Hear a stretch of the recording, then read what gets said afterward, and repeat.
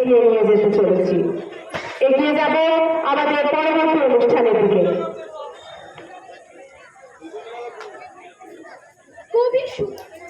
কবি সুকান্ত এক বিশাল দায়িত্ব কাঁধে তুলে নিয়েছিলেন।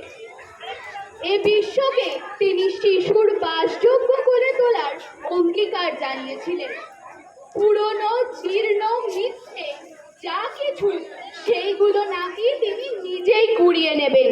তো চলুন শোনা যাক সেই মহান প্রার্থীর কথা কবির কবিতা প্রার্থীর মধ্য দিয়ে। এই কবিতাটি শুধু একটি প্রতিশ্রুতি নয়, এটি একটি দায়িত্ব। কবির কণ্ঠে ধ্বনিত হয় সেই সংকল্পই। আসুন আমরা সকলে সেই গভীর অঙ্গীকারের প্রতি শ্রদ্ধা জানাই। শুরু হচ্ছে কবি সুকান্ত ভট্টাচার্যের প্রার্থী।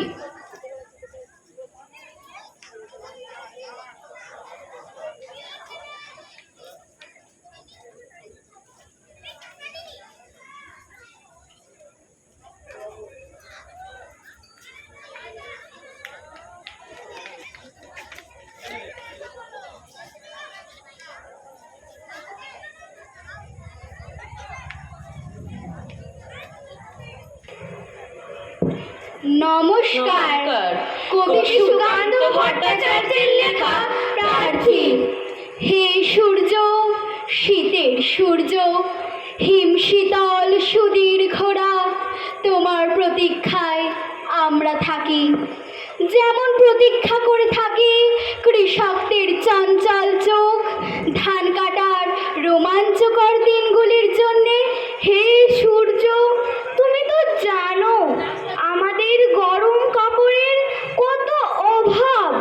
সারা রাত খড়কুটো জ্বালিয়ে এক টুকরো কাপড়ে কান ঢেকে কত কষ্টে আমরা শীত আটকাই। সকালের এক টুকরো রোদ্দুর এক টুকরো সোনার চেয়েও মনে হয় দামি। ঘর ছেড়ে আমরা এদিক ওদিক যাই এক টুকরো রোদ্দুরের তৃষ্ণায়।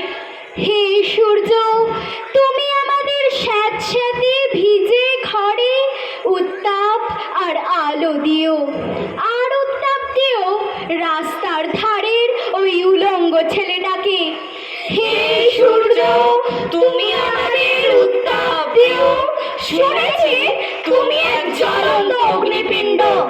তোমার কাছে উত্তাপ পেয়ে পেয়ে একদিন হয়তো আমরা প্রত্যেকে এক একটা জ্বলন্ত অগ্নিপিণ্ডে পরিণত হব।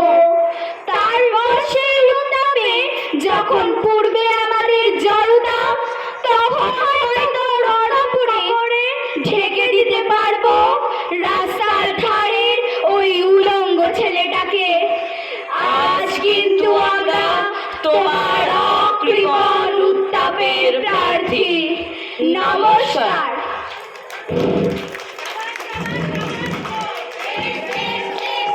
সাবাস সাবাস সাবাস ভাই।